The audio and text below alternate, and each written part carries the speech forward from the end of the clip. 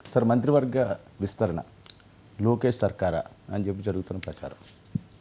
అదే ఇక్కడ ప్రశ్న ఏంటంటే మంత్రివర్గాన్ని విస్తరిస్తారా లేకపోతే కొత్త మంత్రివర్గం వచ్చినప్పుడు ఆటోమేటిక్గా కొత్త వాళ్ళని తీసుకుంటారా?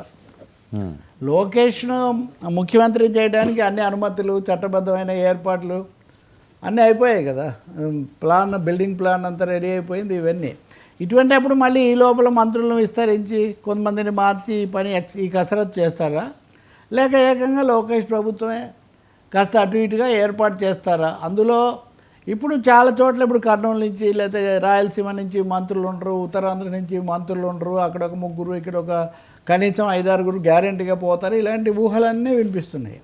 సో దీనికి సమాంతరంగా అంత పెద్ద మనిషికి అంత చిన్న పదవిలాగా అక్కడ ఉన్నటువంటి రఘురామకృష్ణరాజు లాంటి వాళ్ళని మంత్రులుగా తీసుకుంటారు లాంటివి కూడా ఉన్నాయి. ఆయన చాలా బహిరంగంగానే తన అసంతృప్తినండి దాన్ని ఆయన అనేక సందర్భాల్లో వెలిబుచ్చుతున్నారు. దాన్ని ఎప్పుడూ ఏమీ దాచిపెట్టుకున్న పరిస్థితి లేదు. ఇందాక మనం నాగబాబు ఆ విషయం కూడా మనం మాట్లాడాం. కొంతమందిని ఇంకొక సమస్య కూడా ఉంది. లోకేష్ వస్తే యంగెస్ట్ టీం ఉండాలి అనే ఒక సమస్య కూడా ఉంది కదా. ఇప్పుడు ఉన్న వాళ్ళలో ఒక 2-3 ఇంకా సీనియర్స్ ఉన్నారు.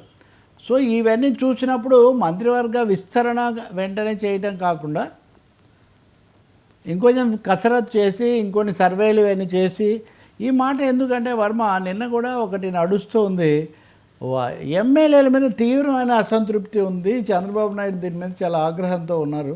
సగం మంది మంత్రుల మీద ప్రజల్లో అసంతృప్తి ఉంది. వాళ్ళు ప్రజల దగ్గరికి వెళ్ళటం లేదు. ప్రతి చిన్న సందర్భంలో పరిశీలన చేసినా ఇది వస్తుంది అంటున్నారు. ఇప్పుడు లోకేష్కు పగ్గాలు అప్పగించేసరికి అంతా పటిష్టంగా ఉండాలని చంద్రబాబు నాయుడు కోరుకుంటారు. కాబట్టి ఈ ఆపరేషన్ తను పూర్తి చేసి ఆ తర్వాత పగ్గాలు అప్పగించవచ్చు. అప్పుడు ఈ మంత్రులను మార్పు లాంటివి కూడా జరగవచ్చు. కానీ అందులో సూపర్ సీనియర్లకు అయితే ఏం ఛాన్స్ ఉండే అవకాశం దాదాపు ఉండదు.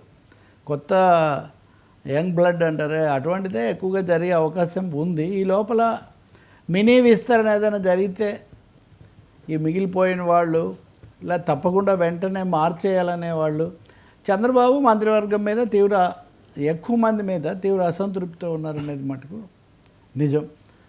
ఆ విషయం కూడా పవన్ కూడా ఆయన చెప్తారు ఖచ్చితంగా. ఎందుకంటే టచ్లో ఉన్నాను, నేనే వద్దంటున్నానని కూడా ఆయన చెప్తూ ఉన్నారు. కాబట్టి మంత్రివర్గం అయితే కుదురుగా లేదు. ఎట్లా ఉంటుంది? ముఖ్యమంత్రి ప్రతిసారి అక్కడ అసంతృప్తి వెలిబుచ్చి ఆ విషయం బయటికి చెప్తూ ఉంటే మంత్రివర్గం చాలా it is not a confident cabinet. మనం ఇది విశ్వాసంగా దృఢ విశ్వాసంతో ఉండే క్యాబినెట్ అని మటుకు మనం చెప్పలేం. ఒకటి నాయకుడికి కొంత విశ్వాసం లేదు వీళ్ళ మీద, ప్రజలకు కూడా విశ్వాసం లేదు అని ఆయన చెప్తున్నారు. మరి ఇటువంటిప్పుడు దీన్ని ప్యాచ్ వర్క్ ఎక్కడ ఎలా చేస్తారు? We have to watch.